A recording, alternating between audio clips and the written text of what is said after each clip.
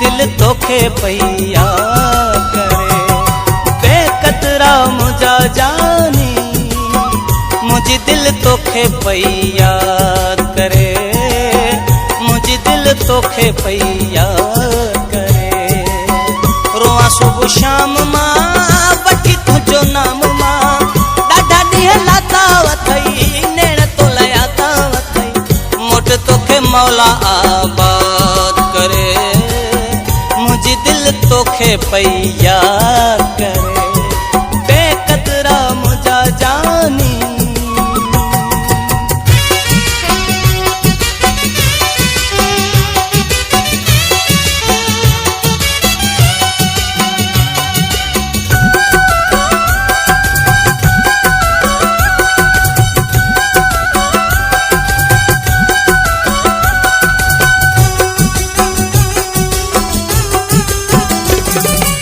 मोट वतन मुझा सनम तोखा सवा तुझो कसम, मुझो सुख चैन थी हराम वयो।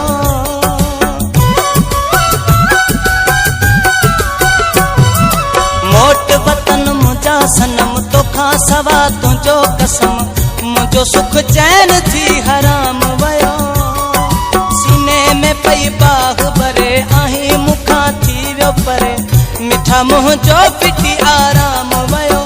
छलिया कैसा सूर मां आया मजबूर मां, सीने कोन लातो वथई यार न सुञातो वथई, रोई रोई थको हा फरियाद करे, मुझी दिल तोखे पई याद करे, बेकतरा मुझा जानी।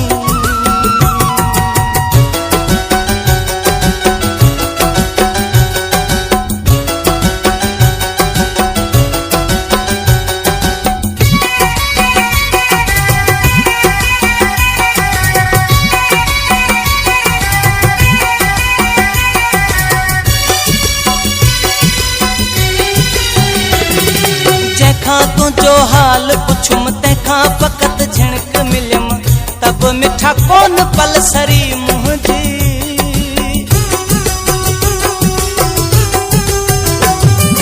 जंहिंखां तुझो हाल पुछुम तंहिंखा फ़क़त झिणक मिलियम, तब मिठा कोन पल सरी मुंहिंजी। बाहूं ॿधी जंहिंखे चयुम कतुर ज़रो तंहिं न कयुम, रंदो वया जान हीअ गरी मुंहिंजी। ॿुध मुंहिंजी ॻाल्हि तूं ॾिस मुंहिंजो हाल तूं, एॾो छो सतायो अथई जिगर जलायो अथई, सोना छो छॾियो अथई बर्बाद करे, मुंहिंजी दिल तोखे पई याद करे, बेकतरा मुझा जानी।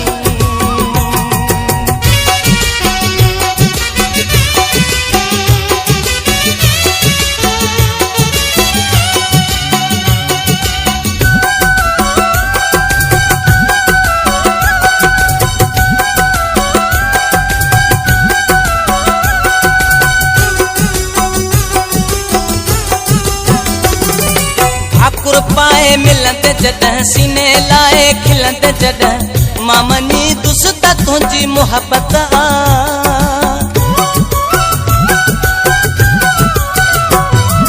भाकुर पाए मिलंदे जॾहिं सीने लाए खिलंदे जॾहिं, मां मनी दुस त तुंहिंजी मुहबत आ। इमाम दिन लिगारी ईंदे अची मूंखे दिलदारी ॾींदे, मां मनी दुस त तुंहिंजी चाहत आ।